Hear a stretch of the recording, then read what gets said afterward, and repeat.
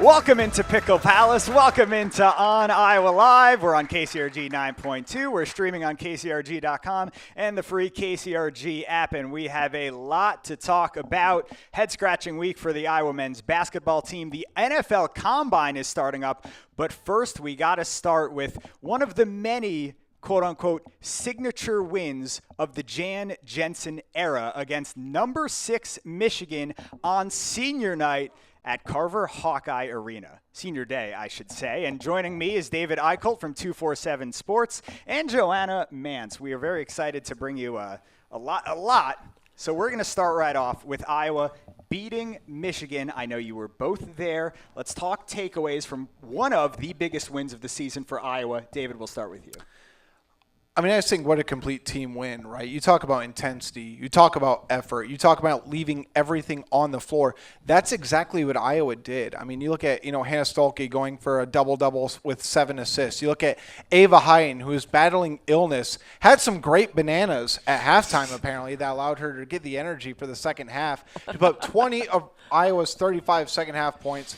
What more can you say about her outside the fact that she should be in All-American consideration? But this team is just gritty. They find different ways to win. You talk about when Taylor McCabe exited for the season, a lot of people were a little bit worried about how are they going to move off the ball.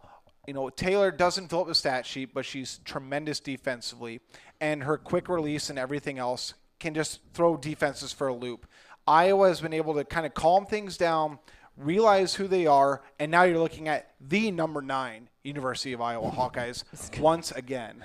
The number 9. That's good. I like it. I agree. Yesterday's game was one of the best all-around games that we've seen. I think in Hannah's career across the board with the whole team. Callie Levine comes in, gives them a spell on defense, knocks down a bucket. She did exactly what she needed to do. Addie Deal had fantastic minutes again. Not a lot, but she hit a shot. I know she had a steal. And then, Kylie Feuerbach was just relentless against Olivia Olson on Michigan. And then Chit Chat shut down Silas Swartz. I mean, it was just all around.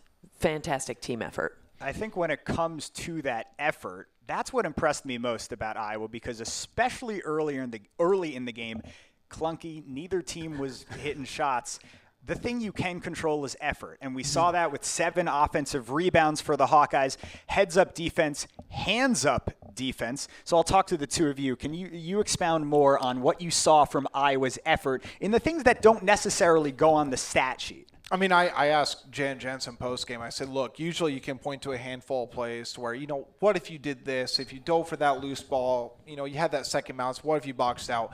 I can't think of one play yesterday where you just sat back and said, Iowa did not give full effort. You talk about 5 women who were completely in sync on the basketball court as far as effort, second chances, etc. And against a team like Michigan, who it's a really awkward style of play. Right, like they have 4. They play a 4-guard lineup. Their 5 can expand out to the perimeter. They can shoot it, and that's where I give Hannah Stolke a lot of credit, because you have to guard a lot of quickness on the floor. A lot of women who are very capable of stepping back, hitting a 3, drawing fouls, doing a lot of different things. This is a Michigan team who is the most efficient and prominent offense in the Big Ten. Yeah. They were 44 points shy of their season average. And again, this team 18 days ago gave up 91 to Minnesota, who likes to play at a slower pace. So you talk about, not hitting the panic button, but remembering what this team is capable of and locking down. I like how you mentioned Kylie Feuerbach. Yeah.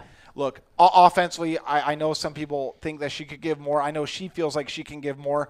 But that girl deserves all Big Ten defense at an absolute minimum. Yes. What she's able to do with her length, with her quickness, with her expertise on that side of the basketball, the one thing you control is if the ball doesn't go in the hoop, you can give it all defensively. And that's exactly what they did, all 5 of them. Yeah, agreed. That's a great way of saying it. Yeah, I think one thing I noticed yesterday that I haven't seen before is as the pass would go to a player, when the other defender was running past, they just swiped at the ball. Yep. And there was at least 4 or 5 where we then came up with the possession of it. So that was good. Whoever added that wrinkle into the defense, great job. Yeah, a huge effort for Iowa to win this game. And on senior night, to send your seniors off, not really sending them off because there's one more home game, but you understand why the senior day was on that Sunday in a big game against Michigan. And we're going to talk about those seniors in a little bit, but the star of the show was a sophomore. And with Ava Hayden, you're talking about one of the best front court sophomores we've ever seen at Iowa. We did get an audience question. I believe it was from Eugene. Was it good to see Ava Hayden have a little bit of an edge yesterday? And an edge meaning she's competitive. And man, when I really started to think about it, we talk about Megan Gustafson a lot. I'm not saying Ava Hayden is Megan Gustafson, but they have similar post moves and similar quickness.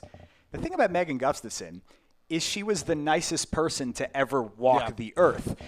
If you take Ava Hayden and her skill set and then throw in the twist the knife mentality that Caitlin Clark had, you may be talking about one of the greats to ever do it at Iowa. Yeah. So I agree. It was great to see Ava Hayden have a bit of an edge.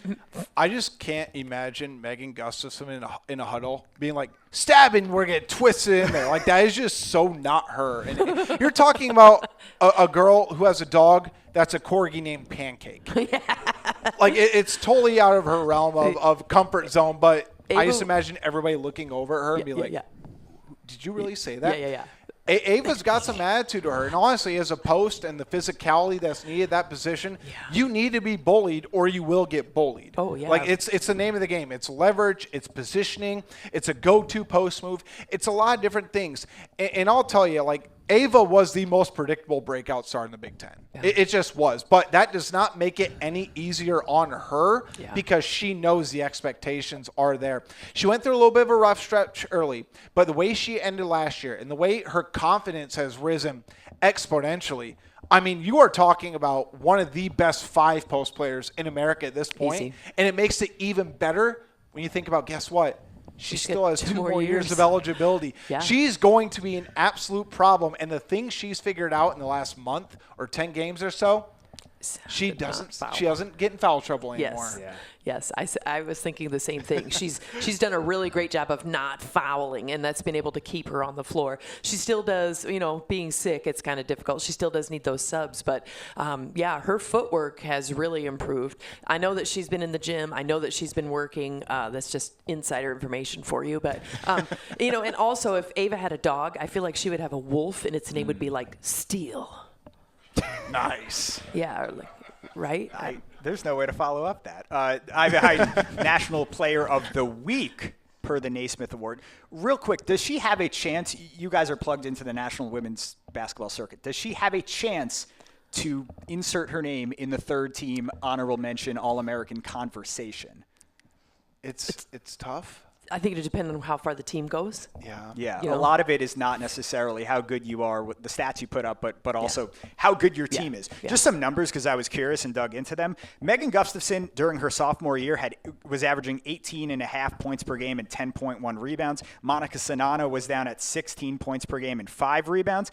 Ava Hayden's right in between at 17 points per game and 7.6 rebounds. Yeah, pretty good. You look at Megan Gustafson Ava, as far as shooting the basketball, she's developed that post-up game where if you think she's just going to go down low and not dribble or go to footwork, she'll put an 18-foot mid-range up, and it's going to be money. And I think that's the thing that's really developed about her game. And now defenses, if you're not going to double-team her, you're giving up an open bucket. Yeah. This is one of the most efficient post players in America. And as far as stats go and teams go, let's be real. Caitlin Clark, her freshman year, probably should have been National Player of the Year. Yeah. It doesn't. There's always external narratives that kind of drive that conversation. A little bit. Yeah. Let's go back a little bit in time. Iowa beat Purdue. Not much of a surprise. I do want to talk about it in the context of another sophomore, Taylor Stremlow, who had a career-high day. And what impresses me about Stremlow is she does just about everything her team asks for, but not often is she asked to score the basketball. But she went 5 of 6 from behind the three-point arc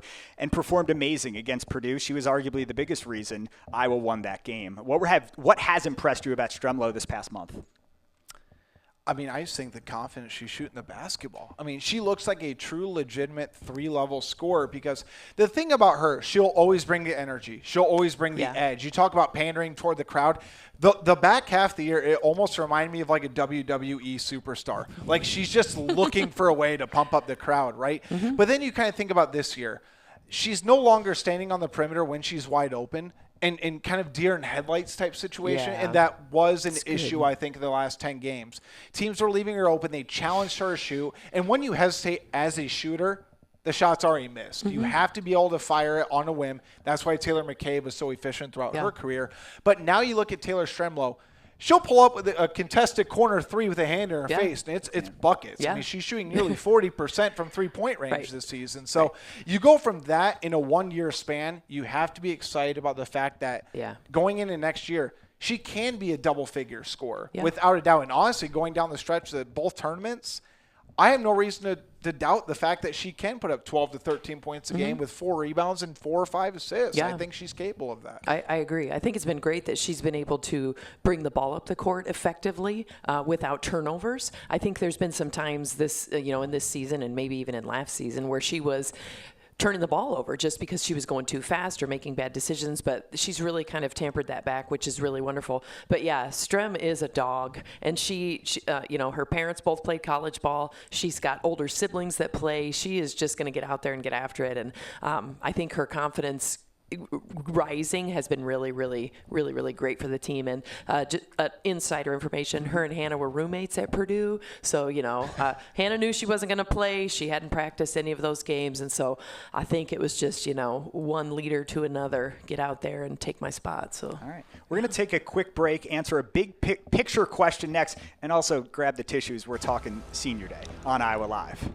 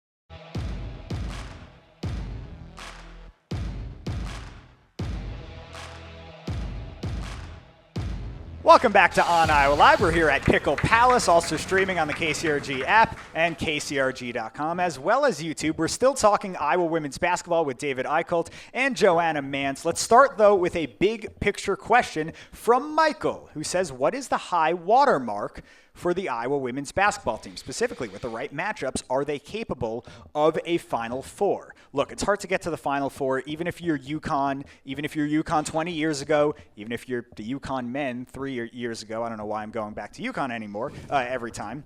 Look, I think the question is specifically with the right matchups. And I think with the right matchups, Iowa does have a chance if they avoid some of those top-tier teams with a Sarah Strong, if they avoid a UConn, basically. If they avoid a UCLA, I think they've got a chance. Tell me, big picture, what you think Iowa can do late in February and March. I'm going to start with the expert here. I'm an eternal optimist, so do I think they could capable of the Final Four? Yes. Does it need to be matchups? Yes. Yeah. That's all I'm going to say about that.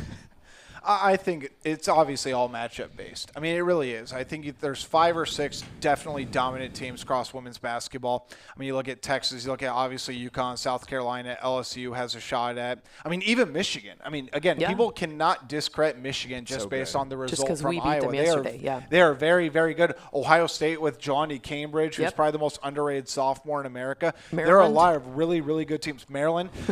I just think Iowa, given the right matchups, right now I always said I think they have a little bit of a higher ceiling than last year. I thought they could make a Sweet 16 last year. I think they're Elite 8 caliber this year. But if you're telling me Iowa's hosting in Carver Hawkeye Arena, let's go. And a team that's an 8 or a 9 seed or a 13 or 14 or 15 seed has to go in there, they're not upsetting the Hawkeyes in that sort of environment. It's just not happening. I also think their floor is very high. In addition to a decently high ceiling, it's a safe bet to say Iowa is going to the second weekend. All right, let's talk Senior Day. And Joanna, this is for you, man. Okay. You were on the court, and you were walking your daughter Hannah out, at the end of that game, at the end of a dramatic game.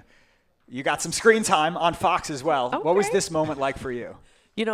I dealt with and have been mourning this for months. And so, Saturday I just blasted all my socials with just memories of Hannah because I wanted to really be able to be in the moment. And thank God yesterday I was in the moment. I was right with her. I wanted to make sure she was okay because I knew that she's just a ball of emotion as well. And, it was wonderful to be there to support her.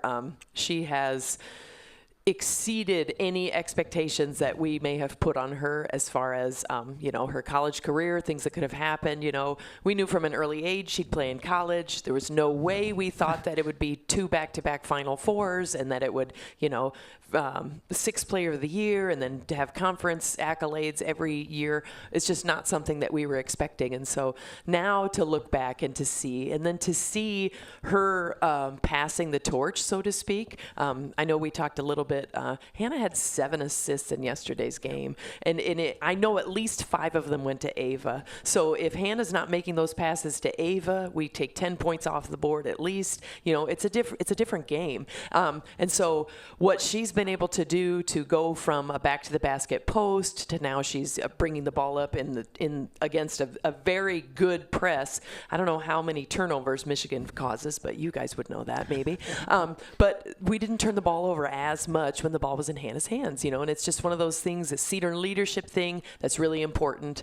I had told people I was more nervous about the Michigan matchup than I was about Senior Day. So to be able to, kind of get that done with and hey, we won, awesome. It felt very Caitlin Clark hitting a bucket at the end of regulation to beat Indiana, Hannah's freshman year. That was also on a Sunday in late February. It felt like it, right? It felt like that yesterday. So Senior Day was wonderful. It was wonderful being honored, and it was just a good tip of the cap at the end of the day. We do have other seniors. So, Joanna, I want to ask you about Kylie Feuerbach, who had a Senior Day ceremony as well. It's hard to believe she transferred in from Iowa State, but you've known Kylie a long time. What has she meant to the Iowa program? Man, I think Kylie has, she sat on the bench like a lot of players do when they first come in. Then she was injured. She watched Gabby Marshall do what Gabby Marshall did, and Kylie said, you know what? I'm going to take that, and we're going to another level. I think on-ball defense, she's the best in the country. I don't care what anybody says. No one can defend like Kylie Feuerbach. And then she's come on offensively in the last few games, which is really wonderful to see as well. I have always said I feel that she looks like a ballerina on the court. Her ability to get up, jump up, and then get down, dive on the floor, pick up a loose ball is just fantastic. So Kylie will definitely be missed. Last year when she announced she was coming back, I was like, yes. So happy to have her. David, I know you know Taylor McCabe quite well. She's a great sharpshooter from Omaha who turned into a sharpshooter down in Iowa City. Obviously just a tough ending for her and her career, but she's gonna sit on a Division I bench and be a great assistant coach one day. I mean, you talk about somebody that, first of all, is incredibly smart. I mean, this is somebody who's majoring in engineering who has like a 3.8 or 3.9 GPA. She's going to get her master's degree in structural engineering. So, first of all, she's smarter than I could ever hope to be. So you got to give her a lot of credit there. But you also look at Taylor McCabe. I mean, you talk about the actual, now it's not traditional, traditional, but the old school route of playing Division I basketball. This is a girl who came in, one of the best shooters in the probably Midwest history. I watched her once shoot 27 three-point attempts in a high school game, which I thought was ridiculous. When I asked her about it, she said, that sounds a little low to me. And that sums up Taylor McKay. Taylor. That sums up Taylor to a T, right? But you look at the way she kind of just rose through the ranks. This is a girl who 2 years ago I interviewed her before the NCAA tournament. She said, I felt like the team's donkey this year. Like, I'm always going to do whatever they ask of me. I will play any role. I will do anything that's necessary. But instead of transferring to a school, and she would have played Power 4 and been a big part of it, she stayed with the system. And this year, set career highs across the board. And when she was out there, teams played defense differently against Iowa. Yes. Her ability to move off the ball, go off a double screen, get the ball and shoot as quick as anybody. And second of all, as efficiently as anybody in the program history, 39.7%. And on top of that, just a great human being. Yes. She stood the course. It was an unfortunate ending, but she deserves to be remembered very fondly and as a very integral part of Iowa's 2 Final Fours. Yeah. Joanna, what is your favorite part about watching Jada Gyamfi?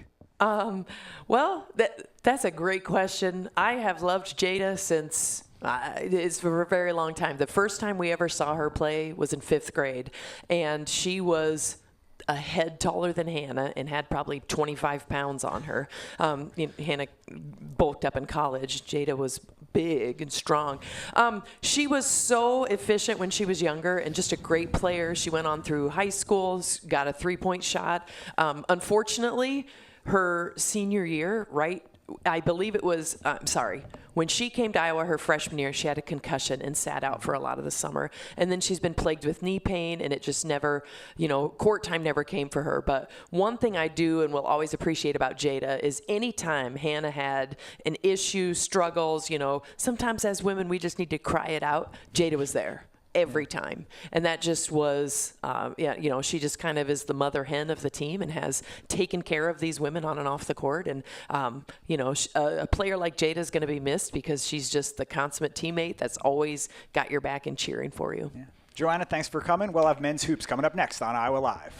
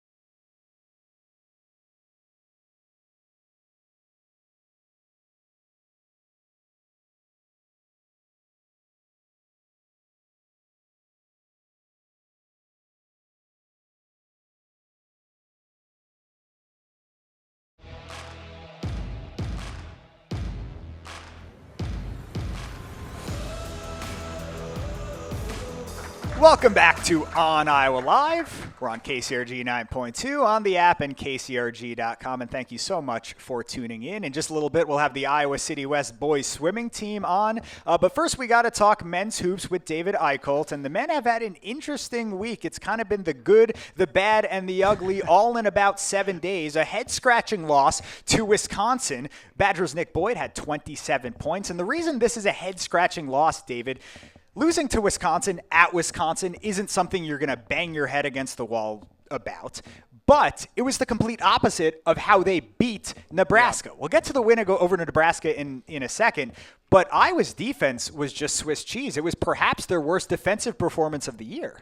I mean, it just reminded me of the Green Bay Packers defense toward the end of the year once they got injured, right? I mean, everybody was scoring on them. But I also think you think about it from this standpoint. It was, like you said, the polar opposite, because when you look at Iowa, they had every starter in the first 3 minutes score a field goal besides Bennett Sturts. And what happened in the Nebraska game? Nobody could score but Bennett Sturts, right? But now you look at kind of what happened, how everything unfolded. You had Austin Rapp, a 6'10". He's a good shooting big for Wisconsin, but Nick Boyd and that first step and that second step sort of quickness, I think when you look at over the course of the year, you look at Keaton Ragler from Illinois, you look at a couple guards from Indiana. Iowa has struggled with the guys who have a quick first step, and Iowa just does not have the post presence or kind of that rim protector.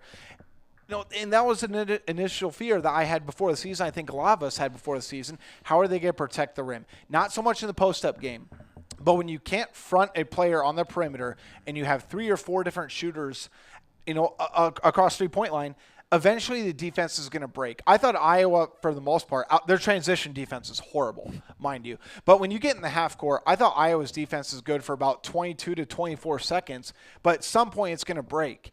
Against Nebraska, it did not. Against Wisconsin, you really wish you had about 20 to 30 possessions back, honestly. Yeah, and this backdoor cut right here from Wisconsin. At that point, Iowa was within 3 points, but that kind of sealed the deal for Wisconsin, and then they went on their run. Bennett Sturts wasn't bad with 23 points, and the offense was solid overall, only turning it over 9 times. You score 71 points. I don't know how many games you win scoring 71 points. It's not 0%, but you'd like it to be a little bit higher. Like I said at the beginning, I don't think you're banging your head against the wall losing at Wisconsin. A lot of Iowa fans would have said, if we're going 1-2 in that stretch against Purdue, against Nebraska, and at Wisconsin, that's not terrible. But where do the Iowa men kind of go from here? I mean, one, you're spending extra time in practice saying film, and you're practicing the rotations, right? The thing that I think bothered Ben McCollum the most was just transition defense. I mean, again, Nick Boyd did everything he wanted to. I mean, it's just 6th year of college. He should probably know how to control a basketball game. Finished with nearly a triple-double, but every time he kind of got in transition, every time he had the ball, he commanded Wisconsin's offense really well. And I think the one thing that really bothered me about the way Iowa was playing defense, the players who are supposed to be versatile 6'7" to 6'9" sort of guys, they weren't guarding the perimeter well. I mean, Nolan Winter did whatever he wanted to as well. Again, Austin Rapp did whatever he did. It wasn't so much like Purdue, where you give the ball to 7'4" guy against a 6'9", 6'10" guy. What do you think is going to happen? It's like Zach Edey against the rest of college basketball, right? But at the same time, too, I just think you need to get back to the basics. I don't think you can panic, because I think if you lose to Nebraska, you're panicking a little bit. The Nebraska win was so critical in securing kind of Iowa's seed line for the NCAA tournament. This team's going to make the tournament, okay? I know some people are really worried about that. Iowa's going to make the tournament. But you look ahead, you got another game against Nebraska. That's a really difficult place to play. You play Michigan, and I'll tell you what, I would not want to play Michigan after losing to Duke, because I think Michigan's the best team in the country, despite that loss.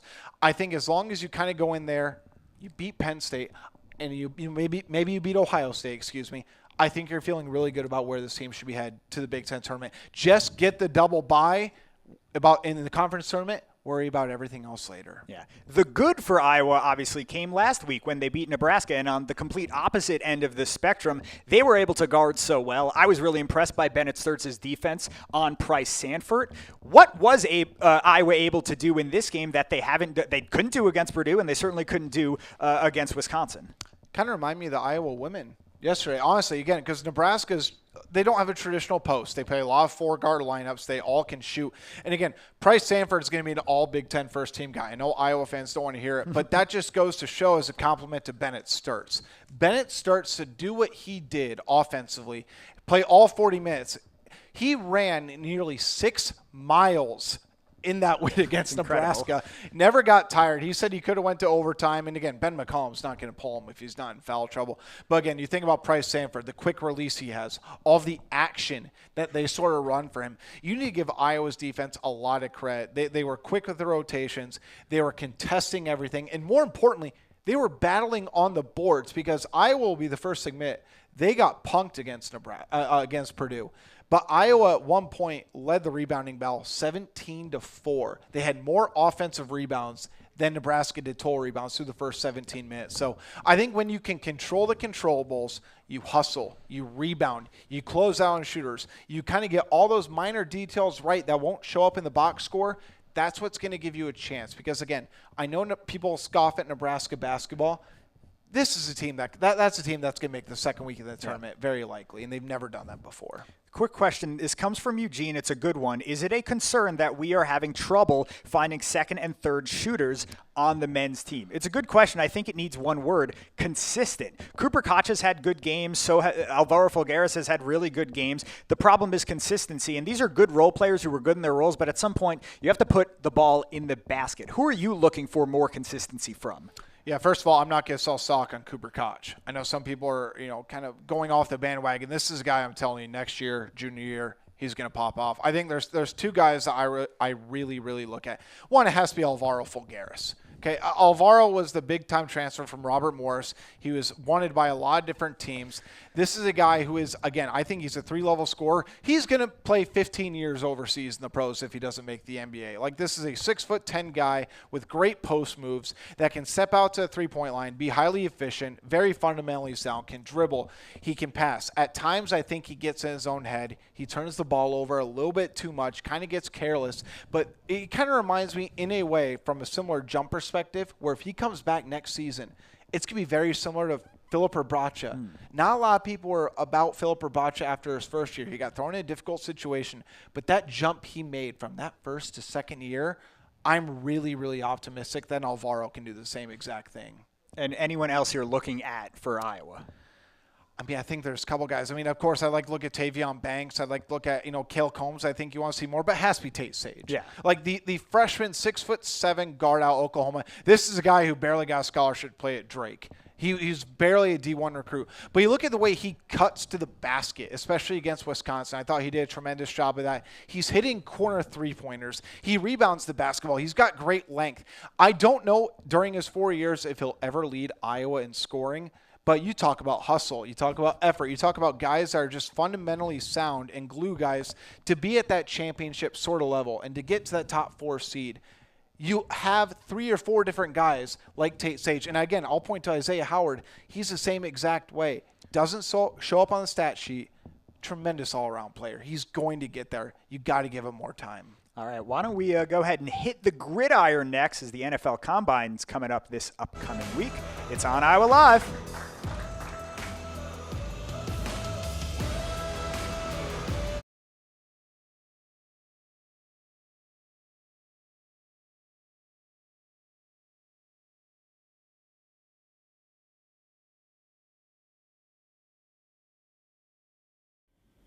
Welcome back. We're joined by Ben from Elite Fitness. Ben, what different training services does Elite Fitness offer to people to help them meet their goals? Yeah, so we offer one-on-one personal training services. We have small group or classes available at all of our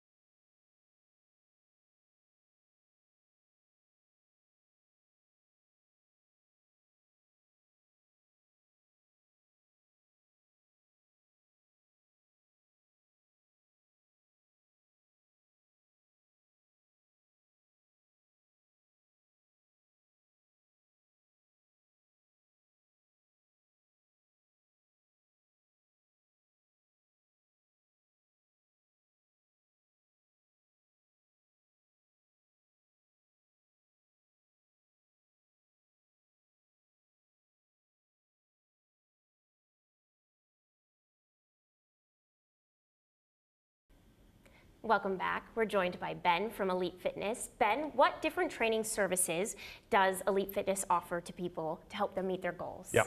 So we offer one-on-one personal training services. We have small group or classes available at all of our locations. And then we also offer our speed school program. And what's the difference between these options and how do people benefit from them? It can be a little overwhelming. So the one-on-one is going to be for anybody that's looking to get started or advance. Maybe they've stalled out in a program, just looking for new ideas to take it to the next step. The small group and classes, motivation and the good peer pressure to continue to show up and the accountability. And then the speed school program is going to be for athletes looking to become more explosive and take, again, their on-field performance to the next level. And how can someone schedule these services? EliteFitnessIowa.com is the place to start with that, and then we can help direct you to the best option for you. Thank you. Yep. To On Iowa Live. Welcome back to On Iowa Live. All right, everybody can hear me now. Let's talk a little bit about the NFL Combine, followed by the NFL Draft in April. It's hard to believe it's already this week. I jokingly call it the Underwear Olympics because these guys aren't in pads. This is not as important as what we see on the field and in the game film, but it is important. Several Iowa guys were invited. Let's start with the defensive end of the football. Iowa known for defense. Who on the defensive end has a chance to really improve their stock by what they do at the Combine in Indy? By the way, I love the Underwear Olympics line because it reminds me of the NBA Combine. I don't know why they measure guys without shoes. Are they playing barefoot? It's kind of dumb to me. Anyway, I think when you look at Iowa, it has to be Carson Shire. Okay, Carson Shire is a guy who I think lacks sort of the film outside the past year, but you look at what he did against Diego Pavia, which I think that you could hear the nation roar after that first sack on Diego Pavia after the month that he had. But you talk about a guy who gets sideline to sideline, I think, very quick. I think he's very good in the run blitz. I think he's a very good quarterback spy. But not a lot of teams know about him. You know, he's a very high-character guy. Phil Parker and Seth Wallace have raved about him. It's just a guy who, first of all, he doesn't want to talk to us. Right? He'll want to talk to NFL teams. He will want to let his game do the talking. He's the definition of that. But again, it's a guy who, again, lacks a little bit of film. I think he can play well in the pass game. I think he's an outstanding run blitzer. I think he's going to have to sell himself a little bit more than he's going to be comfortable with. But as far as being able room to grow and room to gain, I think his upside is maybe a 4th or 5th round NFL draft pick. I think if he had one more year where he started for Iowa, you're talking down the line of like Josie Jewell, like those guys who kind of go mid-rounds, but they carve out a very nice NFL career. Yeah, I think a problem for Shire was that he was just injured too much. Yeah. But on his top-end film, you're looking at like a Tasmanian devil. If Jack Campbell was your – he's going to be in the block, making the right play, fundamentals. He's, a first-round pick. Carson Shire is going to be running around looking a little crazy, but once he hits you – good luck. He wants to take your head off. Yeah, let's just call it what it is. Like, that's a guy. Remember Luke Kinkley? Yeah. Like, that's a guy, when he hits the gap, you don't want to meet him there because he's looking to take your helmet off, stand over you, and tell you, look, I'm better than you. I dominated your line. I really hope you just sort of cringe every time you see me run through that gap. Throw it away, throw a pick, do something. He's that sort of guy. Let's flip the ball and talk offense a little bit, specifically offensive line. Which linemen are you looking out for in Indianapolis? I mean, again, room to grow and room to gain. I think you look at Bo Stevens. You talk about, I think, the nation's top run mauler. I mean, again, you talk about George Barnett, first of all, has completely flipped the offensive line for Iowa. I know a couple of years ago people wanted him to kind of kick the curb and for Kirk to bring in another guy. Kirk trusted him and his resume and his process, and everybody in that room loves him. Bo Stevens, his footwork, his pad level, his upside. This is a guy who got to Iowa and squatted over 525 pounds. He's a weight room freak. He's going to do very well in the Underwear Olympics. But you talk about a guy, again, he'll hit that first level. He'll get to that second level, put him on their back. And again, he will flex on you. He will probably spit in your face. And he's going to tell you, I hope you're on the same thing again. It's like Larry Bird when he called his shot, or Babe Ruth when he called his shot. I'm going to do this to you. There's nothing you can do to help yourself. that's Bo Stevens in the run game. Well, you heard it here first. The next Babe Ruth or Larry Bird is Bo Stevens, everybody. No, I'm just kidding. I'm excited for Bo Stevens Clip as it. well. We'll come back to it in a couple We'll of years come when he's in the NFL Hall. Just of Fame. a Fine. mauler. His Wisconsin tape, you're going to have offensive line coaches across the NFL loving that. And I think anyone who just kind of gives Kirk Ferentz a call and says, hey, what about this Bo Stevens guy? It's the same thing for Logan Jones and Jennings Dunker. All Kirk Ferentz has to do is give his stamp of approval. That might be one of the best stamps of approval that you can get in the college game. You give Kirk Ferentz, you get a Kirk Ferentz stamp of approval. I think you're going to play in the NFL, at least for a little bit. Let me ask you one more question, David. I'm curious because at least a couple of guys we thought might have gotten invites didn't get invites. Who on this from this Iowa roster who could be possibly playing in the NFL you think might not get drafted, but teams are going to regret it? Maybe like Jay Higgins from last year. I mean, first of all, Mark Gronowski's show went to the Combine. Like, regardless of how you feel about his passing, he's the nation's leader in wins at all time. I don't know if he'll ever be topped. It has to be Aaron Graves, though. Aaron Graves, the fact that he did not get a Combine invite, it's flat out insulting when I look at the list of other players that got the list, right? Aaron Graves got an offer at 14 years old from Iowa. He committed on the spot. He is an athletic freak. He is one of the best people you will meet. This is a guy whose firstborn son, his son was born 20 hours before the Nebraska game. He said, all right, honey, I love you. I'm going to go make sure I did not travel, leave my son to go lose to Nebraska. He went there. He won it. Plugs the gap very well. Is an athletic freak. Is a very big locker room guy. If you don't draft Aaron Graves, I don't know what you're doing. Again, the fact he was not in the Combine, he started 26 games for a Calvin Bell coach defensive line. It's a little bit crazy to me. Yeah, I think Aaron Graves, he might not be jumping out of a pool like Tristan Wirfs did, but he is an athletic freak. And I think I said this last week with Madison, but it's ironic. Those two people who didn't get invited to the Combine, you have Mark Gronowski and Aaron Graves. Those are like all-star interviewers. If an NFL GM talks to them, they're going to be blown away. So I don't think either of those guys are getting drafted, but I think both of them will make at least a practice squad. Mark Gronowski, he might not even be a quarterback at the next level. He's just a football player. He's a winner, right? And it's funny that you say he might not jump out of the pool. Aaron Graves literally did jump out of a pool to take the scholarship offer from Kirk Ferentz. He was giving swimming lessons at like his local YMCA or local aquatic center. But, again, those two guys, you get high-quality humans. They're productive players. I think they're going to carve out a role. And guess what? Worst comes to worst, to get on the practice squad, I'll be on the practice squad for $300,000 a year. Yeah, I'll do all right. It's certainly not a bad living. David Eickholt joins me from 247 Sports and CBS Sports and Insider. And, David, thank you so much for joining me. Everybody give it up for David. We're going to have the state champion Iowa City West boys swimming team coming up. Iowa Live.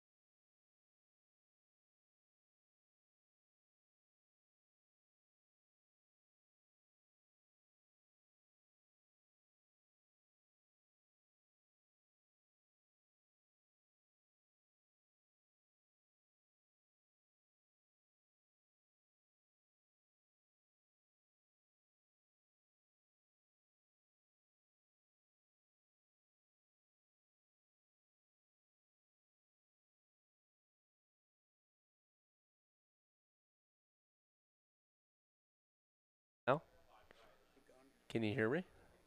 My name is Byron Butler. There we go. Can you hear me back there? Newman? Okay.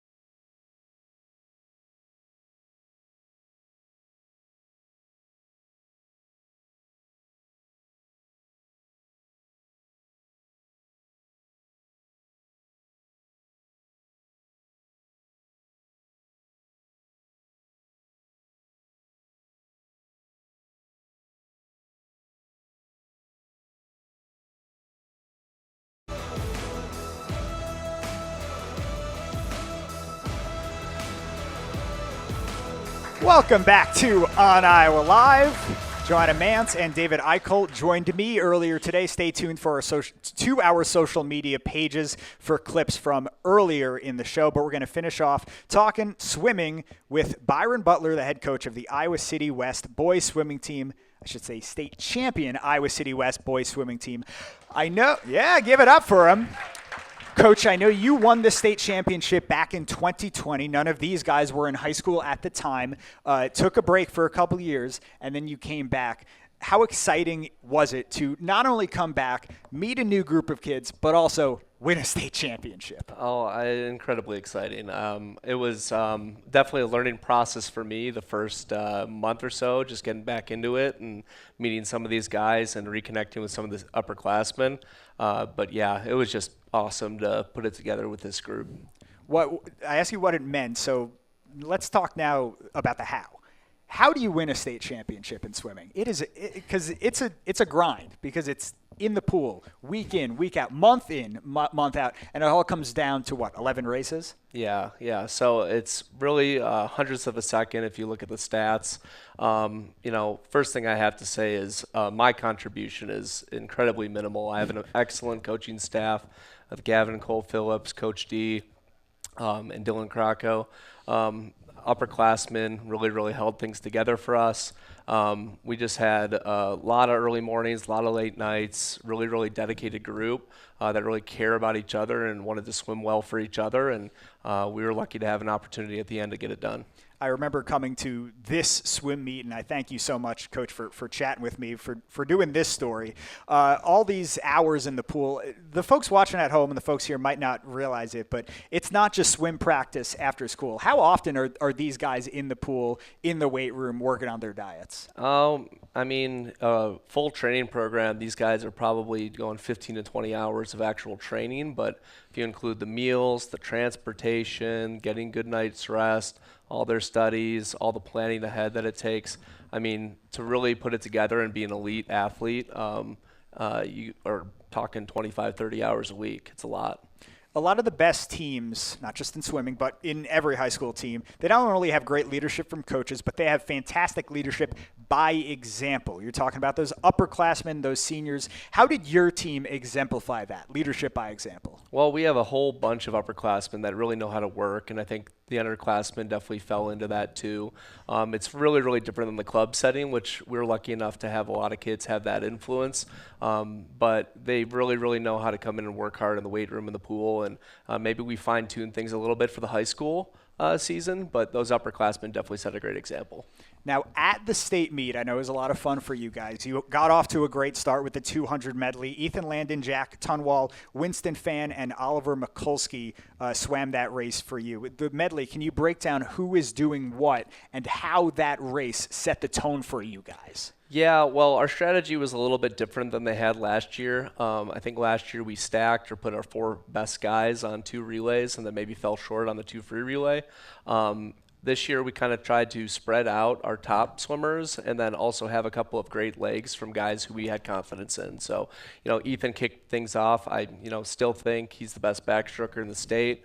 Jack threw down a great 26 mid-split for us, kept us in the running against 3 fantastic breaststrokers in that heat. And we kind of knew if Jack was even close to those guys, Winston was going to throw down a great fly. And Mikulski, maybe with the shocker to me, we call him Newman. So Newman threw down a 19.9, which is a pretty spectacular thing to do in the pool. All right, we are going to have there we go. We are going to have the rest of your team coming up next on Iowa Live.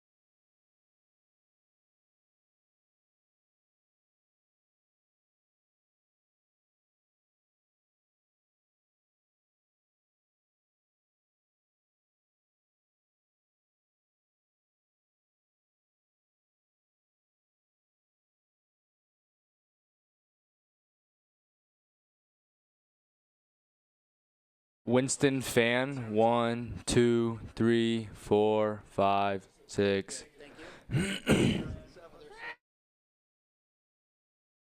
Hudson Huberg, 1, 2, 3, 4, 5, 6, 7.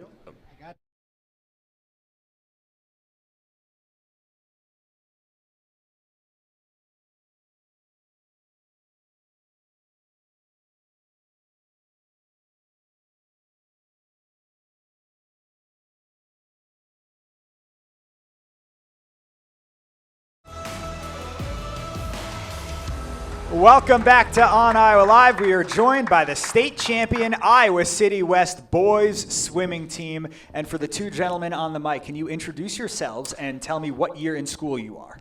My name is Winston Fan, and I'm a senior at Iowa City West. And I'm Hudson Huberg, and I'm also a senior at West. Well, congratulations on the big win, guys. This was in kind of not exactly your home pool, but certainly your hometown. I know you had a lot of fans there. So, Winston, no pun intended, can you tell me what it felt to lift that trophy at the end? It felt amazing. I mean, this group of guys, I wouldn't want it to be with anybody else. We've been working really hard all year, and we had this goal of winning state since the beginning of the season. We knew it wouldn't be an easy goal to achieve, but finally accomplishing that at the final swim meet, winning by 4 points was definitely a crazy task, but lifting it up was a lot of stress lifted off the shoulders, yeah, for sure. Same question, Hudson. I think it was great, and I mean, we couldn't have done it without like everybody, all the coaches. It was just a great season, and everything just fell through. It was a lot of fun. Yeah. So the other relay you guys won that I didn't mention in the opening block was the 200 free relay. Hey, why don't you, if I say your name, raise your hand real quick. Oliver Mikulski, Link Ortman, Winston Fan, and Hudson Huberg. I know you two are there. So congratulations on winning that specific race. That was huge. So Winston and Hudson, you guys are both on the mic. What's it like kind of anchoring a hard race like the 200 freestyle where you got a lot of high-level guys on every side of you, basically? Yeah, you can't really think in the moment. It's years of dedication, and just throughout the year we've been working on relay exchanges, making sure that we're safe off the blocks, and we're just the fastest to the wall. And Byron said over and over at practice that me and Hudson, fastest two legs to finish a relay, and we just built our confidence through each practice. And just getting up there at the final race, you can't really think, just go, and the adrenaline pushes you. And I fully agree with that. You put in all the work all season to just get up on the blocks, and you just don't have to think. You just go and you do what you've always practiced. So you guys, if I'm not mistaken, you correct me if I'm wrong, won 2 races. Neither of them were individual, and yet you still won the state championship. That tells us what, Winston? It just tells you that we got great depth on this team, and we've had guys step up throughout the year, making the state team and qualifying for state, and then placing at state was huge. And we had guys like Nikolai and Jack step up when we needed them the most. Shout out to Jack's 100 breaststroke, clutched us to meet. But it was moments like that brought the team together, and those relays just brought the momentum, and we just carried it through. Yeah, Hudson, on a similar note, a very important part of this whole thing is what you do out of the pool to cheer on your guys who are not necessarily finishing first or second. It's fourth or third. How big was that? Did you guys lose your voice too, in addition to being very sore? I mean, for sure, but just cheering on everyone and being with a team, it's really nice just not swimming on your own and swimming for the team. It makes it so much easier and so much more fun, and it just helps everyone get going too. It's a lot of fun. I know swimming's hard. I know Coach Butler was telling me about it. Those long days, long nights, it's hard on your diet, it's hard in the weight room. What keeps you guys coming back? I mean, like Hudson said, it's the friends and the family that we built throughout the year. You got the freshmen coming in, and after 2 weeks, we're already bonding like crazy, and we're going to team dinners, team meals, and we just have so much fun at practice, and it's just we make memories every single practice, every meet, and that's what brings us back. Same question for you, Hudson. I fully agree with that, and then just the goals that you set at the beginning of the season. I mean, you work so hard every day and you're just dedicated to reaching those goals. So that just really keeps you coming back every day and keeps you focused in the water. Yeah, Winston, I wrote your name down because before you guys, before the 100 breaststroke, you guys were behind Linmar, and then you helped your team take the lead. I know you always want to win every race, but what did it mean to come out in third in that event, look up and see your team in the lead? You never relinquished that lead. Yeah, Jack definitely put a lot of weight off my shoulders. Him moving up places scored us a lot of points that we didn't think we would have. I knew to have a really crazy race against Sam Weaver and Andrew Seifert, who are really fast dudes. And so I knew I just really wanted to get top 3 at least, and that was my goal. And when I saw I touched third, I was not the happiest, but I wasn't disappointed, and I knew that we had finished strong and we had to finish the 4x1 relay really fast. So. Yeah. One more question for the two of you. You got West Chi kids and Liberty kids. What does it mean for the two rival schools to kind of come together and be what you guys call the Trojan Bolts? Since Hudson's from Linmar, I'll answer that question. But I mean, it's definitely, we definitely have an advantage having help from Liberty, which is a huge public school. But it's also setting aside our differences, and I know we're big rivals, but when we come together and have one goal in mind, it's pretty easy to work together and become family. And if we can do that, we can achieve a lot more. And so I think that's what our goal was this year, is to be one team, be goal-oriented, and to have fun. And Coach Butler, are you coming back next year? Because that's a good start. I keep saying Thumbs that. Yeah, we'll just give it thumbs up. Yeah. Thumbs up. So the future is looking bright for the Iowa City West boys swimming team. The Trojan Bolts, I should say. Yeah, we'll see. Yeah, but I'm planning on coming back next year. All right. Guys, I really appreciate you all coming up. Everybody give it up for the Iowa City West boys swimming team, the state champions. Thank you so much to my producer, Aaron Rooney, and my director, Mike Gerken. Thank you all for coming to On Iowa Live.